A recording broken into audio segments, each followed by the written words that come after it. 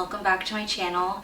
Today we're going to be talking about my spirituality journey and how I began my journey and what happened and the tools I use and what my spirituality looks like now. I've been spiritual for a few years now. I haven't been really into it.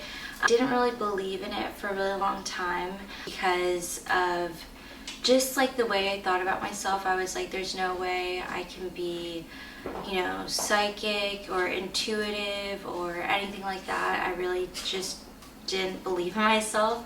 And then once I got older and came to college, I kind of started going to learn to love myself, and that started really working well with how my spirituality journey worked and what happened.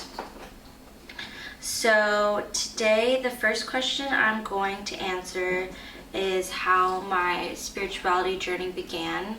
So when I was after my sophomore year of college, I had a really hard time and became a loner, and I just started enjoying my own company again. I started doing things by myself. I started dog walking and house sitting by myself as well. And during that time, I just really hated how my love life was turning out. Like, I did not like the guys I was meeting. I did not like the things that were happening during the dates. I did not like any of the things that were happening.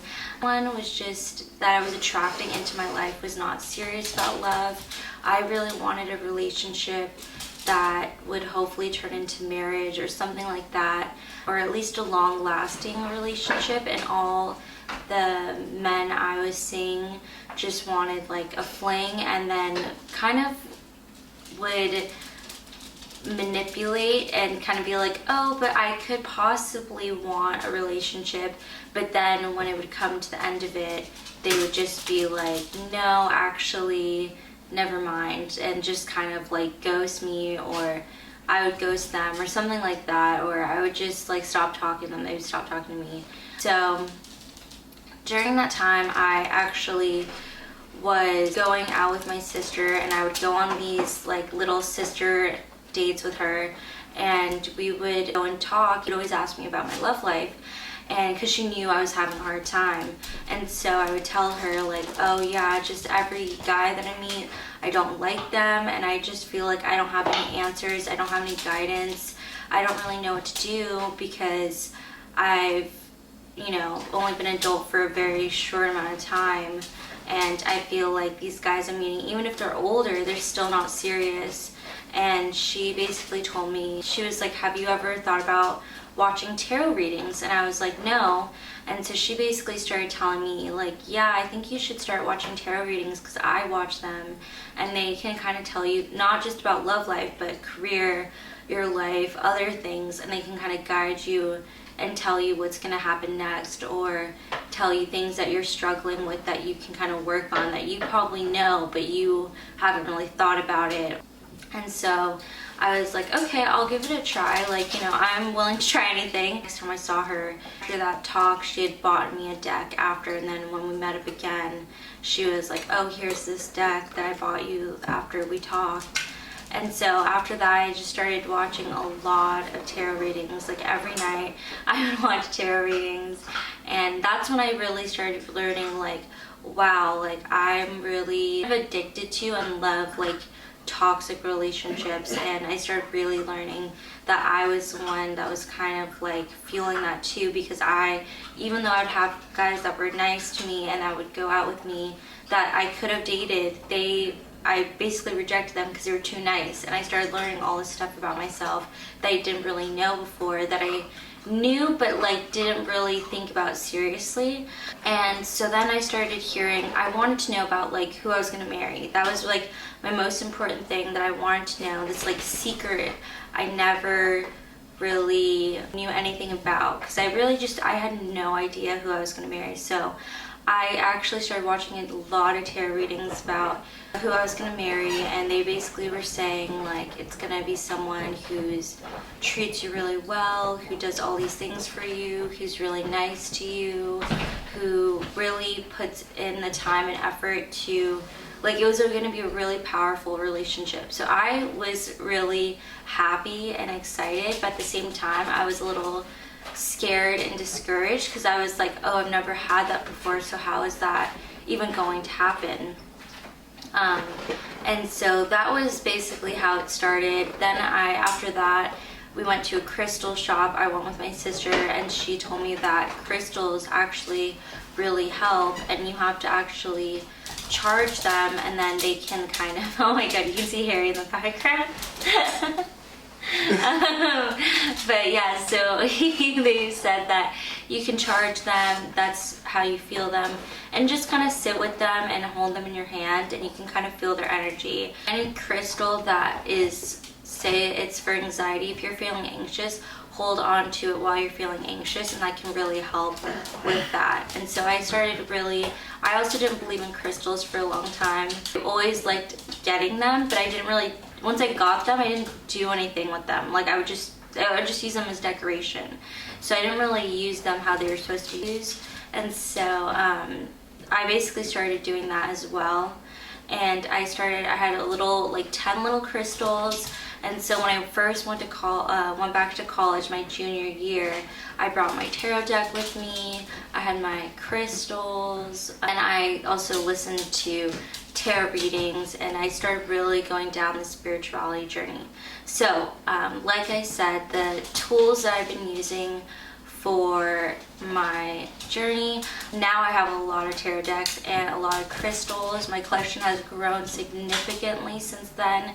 I also have crystals around the apartment, especially in our room, because I used to get really bad nightmares. So I use a protection grid in my room so that I can just kind of make sure the energy is safe, it's clean.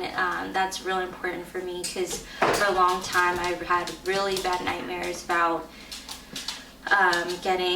almost getting killed, getting chased, all sorts of things. And that's not saying it took all my nightmares away. Like I still get a few still, but not as nearly as many as I used to. And my room actually feels a lot more relaxed when I go in it, and like feels energetically clean as well. So those are the tools I use. I also use jewelry, so I can show you. Working in an office, I work at a doggy daycare now, so I can't wear these unfortunately, otherwise I would. But when I used to work in an office, I would actually put these on. These are crystal bracelets, and they were really nice because they just go on really easily. You can take them off really easily. I feel like necklaces, it's kind of hard. That's what it looks like. And so this was really nice because it was on my skin contact. That's really important for me to feel the energy of the crystal. I actually really need to feel contact of it on my skin. So that's why I love bracelets so much, because energy-wise it's still the same. It doesn't matter how small a crystal is or big, you still get the same energy. But for me, I just felt like, oh, this for sure has contact on my skin. And sometimes with bracelets, it goes over my shirt and then it's not on my skin anymore. So in different lengths, this one's a little bit longer, this one's a little bit shorter, so it's more of a choker. And sometimes with bracelets too, when you're writing or you're typing, sometimes it can get annoying, but eventually you'll get used to it. I also have a crystal on me at all times, which is my jade bracelet. This one's really important. This was actually passed down from my grandmother, my popo, so this one's really significant to me. I always wear this one. I use it for protection and as well as just keeping, you know, her memory close to me, and just I feel close to her when I wear it. And it's also, I can't take it off, so that's kind of nice. It doesn't slip off at all, so I don't have to worry about that. It's really secure and I just really love it. It's, you know, a really special peace of mind. So those are basically the jewelry items that I have. I still have more jewelry, like necklaces and other things, but those are just some of them that I showed you. And then some of my favorite tarot decks, I would say, are these are just the ones that I love currently that I've just recently got. So The first one is the Love Your Ego guide. I actually learned this from Aso Tarot. She's a really famous tarot reader on YouTube. She actually recommended to me this deck multiple times in a lot of my different spreads. Like, I would watch different readings and she would bring it up like every, like 4 or 3 times, like, hey, I think this deck would be really useful for you. So this one actually has been really useful, and I do agree, I definitely needed that in my collection. Another one that I saw from her channel is the angel number messages. This one's really nice because I do see angel numbers a lot, so it's nice to just know what those angel numbers mean, because they do have really good messages in them. One of my for sure favorites is the Kuan Yin decks. These ones are really nice. This is the Wild Kuan Yin deck. This one is the regular one that is really beautiful as well.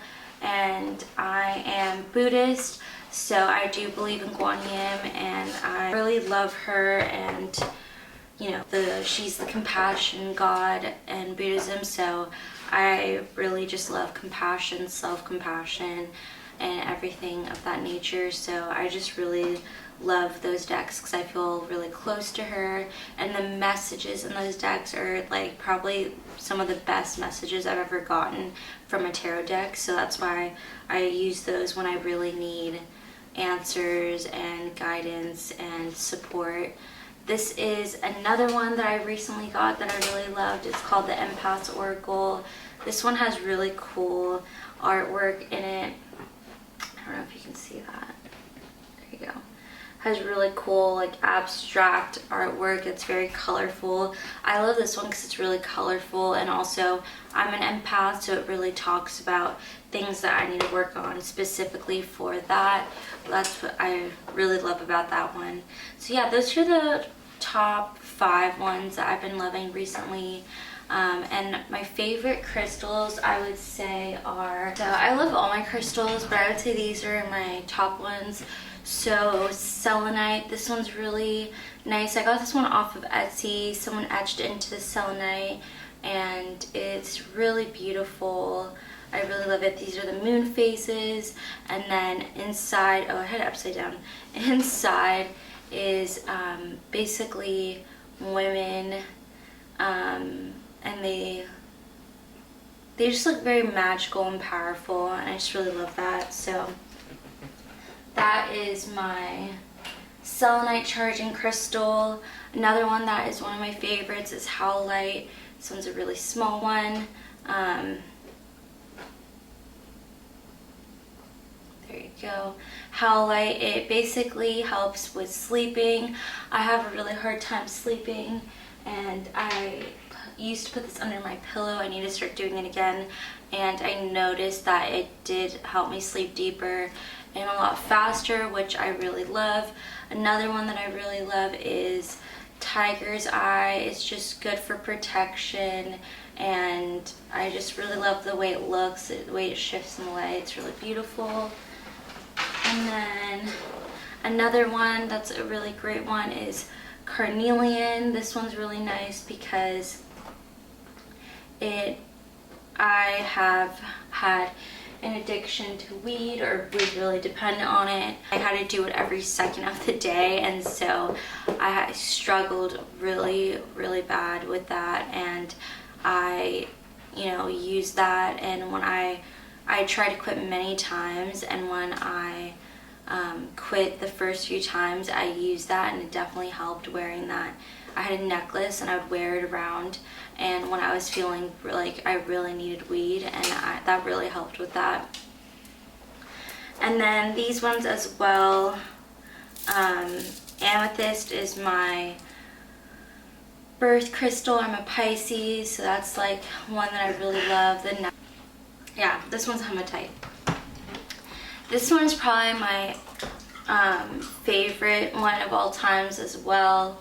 This one's really beautiful. It has a very metallic look, and this one's really nice because I really suffer from just having really bad self-esteem, protection, just like my energy doesn't feel protected sometimes, and this one is a protection one, and I've actually felt its powers feel like it's really helping me. Or if I'm struggling with, you know, depressive thoughts as well, I wear this and it helps a lot. So those are the ones that I wear, and those are the ones that helped me.